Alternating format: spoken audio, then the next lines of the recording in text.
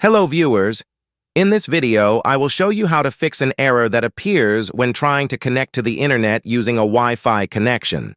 The error message says, "Some information has changed since the last time you connected."